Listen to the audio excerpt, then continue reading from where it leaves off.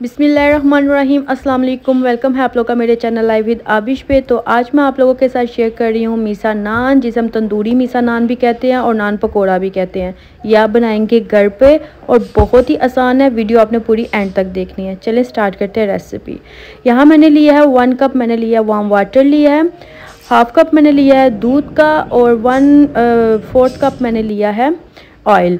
Salt हम इसमें 1 tablespoon add करेंगे, थोड़ा सा बेकिंग सोडा इस्तेमाल करेंगे, ईस्ट हम इस्तेमाल करेंगे और थोड़ी सी हम इसमें चीनी इस्तेमाल करेंगे और इन सबको हम कर लेंगे मिक्स। क्योंकि सबसे पहले हम बनाएंगे डो और क्योंकि नान का आटा जो है वो सबसे पहले तैयार करेंगे। मिक्स हो चुका है, इसे हम 20 मिनट के लिए रेस्ट देंगे। 20 मिनट्स हो चुके हैं तो अब हम इसमें जो है मैदा डालेंगे। मैदा मैं 3 कप इस्तेमाल कर रही हूँ और आप उस हिसाब से देख लेना। अगर आपका पानी की थोड़ी सी क्वांटिटी ऊपर नीचे हो जाती है तो फिर उस हिसाब से आप मैदा थोड़ा सा और ऐड कर सकते हैं। अगर पानी थोड़ा कम पड़ जाए तो आप पानी का भी इस्तेमाल कर सकते हैं। यहाँ पे देखिए जी, मैंने आटा गूंद लिया है। मेरे पास मुझे पानी की बिल्कुल ज़रूरत नहीं पड़ी और उसी पानी में ही मैंने आटा गूंद लिया है। ये देखिए जी, इतना हार्ड होना चाहिए। इसे अब हम कवर करके रखेंगे 2 आवर्स के लिए।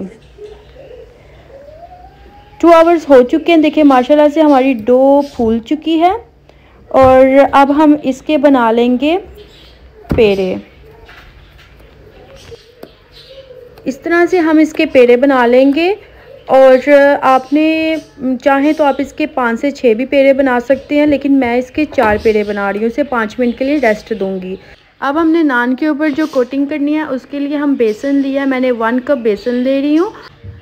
नमक हम इसमें हस्बे जायका इस्तेमाल करेंगे। साथ में लिए ज़ीरे का पाउडर है और साथ में हल्दी, लाल मिर्च का पाउडर, थोड़ा सा सूखा धनिया लिया मैंने, थोड़ा चाट मसाला और डाला इसमें हमने सूखी मेथी और प्याज डालकर इसे मिक्स कर लेंगे। हमने मिक्सचर इतना करना है कि इसका बिल्कुल थिक होना चाहिए मिक्सचर। इस तरह से ये देखें, बिल्कुल आपने इसको वाटरी नहीं बनाना, थिक करना है इसको। चलें अब नान बनाते हैं हम, मीसा नान, जिसे हम नान पकोड़ा भी कहते हैं। तो इस तरह से हम पहले रोटी बेल लेंगे। तो ये जो मिक्सचर था हमने इसके ऊपर लगा देना है, सारी कोटिंग कर देनी है अच्छे से और हल्का सा पानी लगाकर इसे आपने सही से पूरी रोटी पे फैला लेना है। अब मैंने हरी मिर्चें, टमाटर और अदरक काट लिया था। अब इन्हें हम गार्निशिंग के लिए ऊपर कर दें, हरा धनिया इसके ऊपर डाल देंगे। अगर आप चाहें तो थोड़ी सी पालक भी इस्तेमाल कर सकते हैं। मेरे पास पालक नहीं थी इसलिए मैंने नहीं इस्तेमाल की।